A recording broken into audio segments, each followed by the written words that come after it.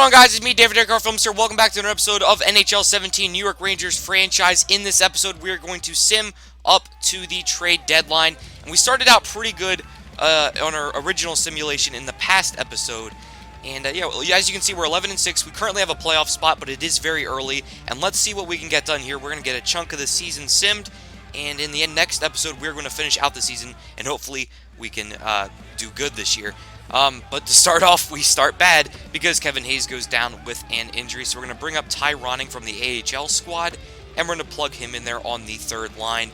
I didn't really have any replacements I'd like to put there because we already have a guy playing defense, Jordan Tutu. So we just really couldn't do anything. And we win the game 8-1, so that's perfectly fine. But then at Tampa Bay, we lose 3-2. But Justin Schultz is back, so we're going to put him back, replacing Jordan Tutu.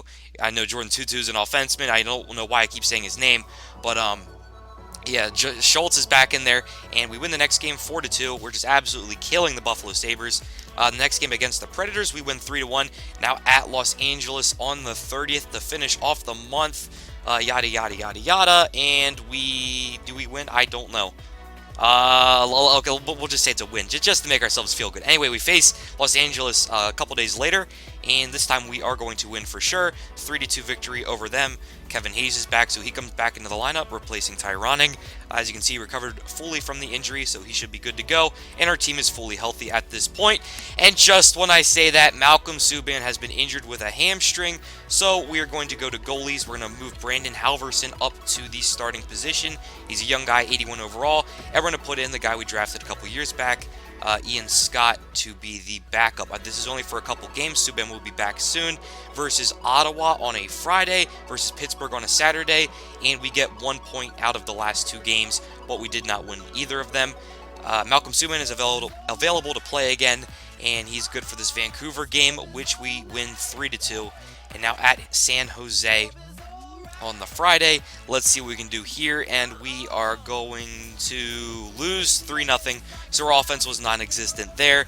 Our offense seems a little bit inconsistent. I like it to be more consistent, and hopefully we can just continue. I mean, we're still sort of having success. It's not terrible yet, but I mean, we could be doing better, to be honest.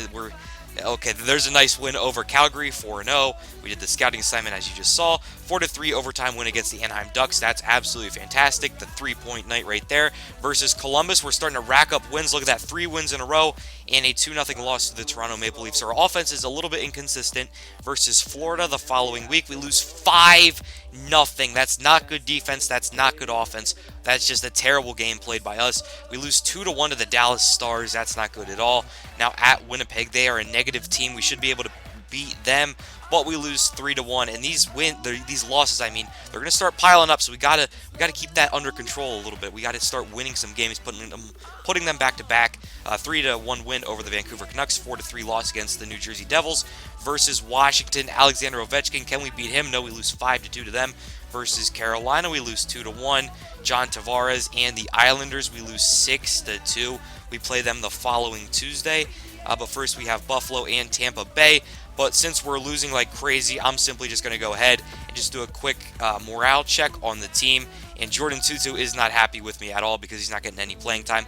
But look at that. We lose 4 games in a row. 4 regulation losses right in a row. No points in the last 4 games is just unacceptable. After the morale check, we get a 4-0 win over the Buffalo Sabres and a 2-1 win against the Tampa Bay Lightning. Now versus the New York Islanders, we're going to lose 4-1. So in the back-to-back games against the Islanders, we are outscored 10-3, which is just unacceptable. Versus the Boston Bruins, my favorite team, unfortunately, we beat them 4-2. Versus the Islanders again, we finally pick up a win over them, 3-1. And versus the Boston Bruins, we pick up a 4-1 win as well. Now versus the Pittsburgh Penguins, actually first JT Miller is going to go down with an injury, so we're going to replace him with Jordan Tutu and hopefully make him happy and not disgruntled. But as you can see right here, I'm looking for any other options besides Jordan Tutu because he really is not the most talented center in the world. He is a 77 overall, but we're just going to plug him in here for a couple games until JT Miller returns. Versus the Pittsburgh Penguins, we beat Sidney Crosby 3-1. Versus Chicago, we lose 2-1 to Jonathan Toews. And now we get a 4-day break, and then we get to play Washington here on January 28th. It's an away game. And let's see what we can do against Ovechkin. We lose 4-1. So we're just sort of getting beat by the Capitals in every way possible. And JT Miller's back, so that's the good thing. So we can beef up our third line versus the Columbus Blue Jackets on Friday. And we also have a game on Saturday. Miller got injured again. So we put him in there for one game. He gets injured. So this is just terrible. And we're going to keep Jordan Tutu in there, I guess. 4-3 shootout win over the Columbus Blue Jackets. Then versus the Philadelphia Flyers. I didn't see what we did there, but right here we're going to do the scouting assignment. Okay, we did beat the Philadelphia Flyers 3-1 versus the Ottawa Senators now on a Tuesday, the February 4th. We lose 2-0. How do we go from scoring 8-1 over the Buffalo Sabres to scoring 2-0 against the Ottawa Senators? It just doesn't make any sense to me. We beat the Calgary Flames 3-1. Can we get our revenge against the Senators? We lose 5-2 versus Alexander Ovechkin and the Washington Capitals again. We win 6-5. See, our offense is just all over the place right now. We lose 4-3 to the Detroit Red Wings versus Columbus Blue Jackets. And the week after that, we get a nice break. But as you can see, Justin Schultz goes down with another injury. I believe this happened last year around the same time. And Schultz is a vital part to this defense. His stats are terrific. And we're going to plug Jordan Tutu in there once more just to see what he can do. Yeah, he's not the best defensive player, but let's just see what happens. Versus Columbus Blue Jackets, we lose 3-2 versus the Chicago Blackhawks. The following Sunday, we are going to lose 2-0, and we get a nice 5-day break right here, and then we get to play our division rivals, the Pittsburgh Penguins, on that Saturday. And let's see what we can do here. We are 30-26-1, and it's not terrible, but it definitely could be better. In some divisions, this might be a playoff spot, but our division is so tough with the Penguins, Capitals. I almost just said Rangers. I'm the Rangers. The Flyers, the Islanders are even good at times. It's just very competitive. And now here we are in Washington. The New York Rangers head into Washington to hopefully go ahead and beat their Capitals. The Capitals have gotten the advantage over the Rangers all season long, and so the Rangers are looking for a bit of a revenge. The Capitals are 34-21-5, which is definitely a playoff spot. And here we go. The start of the game is going to be a face-off against Derek Stepan and Nicholas Backstrom. It's won by Backstrom, back to Bowie, over to Orlov, down to Backstrom. He's going to make a move here, centered to Bowie. Bowie, a drive, and Bowie scores off of an absolute rocket. What a goal by Madison Bowie. Great puck possession right there by the Washington Capitals. Great decision-making, and just the sloppy goal the Rangers gave up to start off the game. That's Bowie's 9th goal of the season. Now here in the second period, right in the middle of it actually, here's going to be Mika Zibanejad just weaving his way through the defense, finding some space. He's a bigger guy, so he created something there. I guess the defense were a little bit scared of him because he's a bigger guy, and he just shot the one right past Mazanik.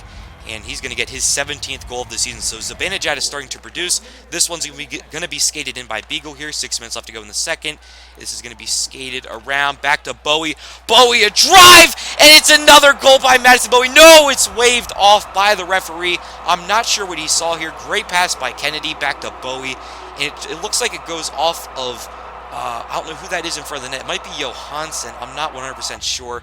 I didn't see who that was. But it is declared no goal. Right here, Backstrom wins it back to Orlov, down to Ovechkin, and it's going to be quickly back to Backstrom, intercepted right here by Zuccarello. Zuccarello with speed! Zuccarello on the breakaway, makes a move and scores! He puts the Rangers up 2-1. Matt Zuccarello gets the go-ahead goal here at the beginning of the third period, and the Capitals, they do have a good offense, so we've got to be able to play good defense here in the final 20 minutes of this game. That's Zibanejad's 15th goal of the season. This is going to be Cedric Paquette now, skating by all 5 Washington Capitals and puts the puck right past Mazanik. What a goal by Cedric Paquette. The 4th-line center gets the job done. And I don't know what the Capitals were doing. A lot of miscommunication there. And Paquette gets his 5th goal of the season. Not really his specialty to score like that. Right here, a drive by Backstrom, saved by Subban. But there's going to be a penalty on the play. It's going to be on Artemi Panarin as he trips Dmitry Orlov. Let's take a look at the replay right here. There's 2 minutes left to go in the game. And it's Alexander Ovechkin, Nicholas Backstrom, Marcus Johansson, Evgeny Kuznetsov. They just have the offense to go ahead and try to put this one away. This is Backstrom floating this one deep off of the flip. It's going to be flung by Schultz, saved by Bowie, slotted to Ovechkin, and Ovechkin scores on the power play. Alexander Ovechkin gets the job done with 1 minute and 9 seconds left. The goal was empty, I believe.